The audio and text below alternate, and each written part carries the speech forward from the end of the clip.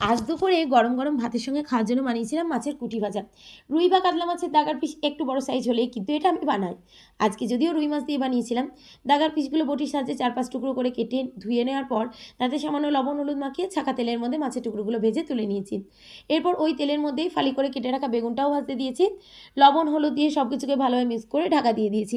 এতে বেগুনটা ভাজার সময় বেশি তেলও টানবে না, তাড়াতাড়ি ভাজা হয়ে যাবে। 3 মিনিট পর ঢাকাটা তুলে নিয়ে বেগুনটা সাইড করে রেখে তেলের মধ্যে কালো জিরেটা দেওয়ার পর কুচিয়ে রাখা রসুন আর পেঁয়াজটা দিয়ে হালকা ভাজা হলেই সেটাকে বেগুন ভাজার সঙ্গে ভালোভাবে মিক্স করে নিয়ে কুচিয়ে রাখা টমেটোটা দিয়ে তারপর ধনে গুঁড়ো, জিরে গুঁড়ো, কাশ্মীরি লঙ্কার গুঁড়ো দিয়ে 2-3টে কাঁচা লঙ্কা দিয়ে ভালোভাবে মিক্স করে একদম মিডিয়াম ফ্লেমে 5 মিনিট ধরে সব কিছুকে ভালোভাবে ভেজে নেওয়ার পর তাতে ভেজে রাখা মাছের টুকরোগুলো দিয়ে ভালোভাবে মিক্স করে আবারও 2-3 মিনিট ধরে মিডিয়াম ফ্লেমে সব কিছুকে ভালোভাবে ভেজে নিয়ে নামানোর আগে ওপর থেকে পাতিলেবুর রস ছড়িয়ে দিয়েছি, হাফ পাতিলেবুর রস দিয়েছি। আপনারা চাইলে অল্প ধনেপাতা কুচিও দিতে পারেন। ব্যাস রেডি গরম গরম মাছের কুটি ভাজা।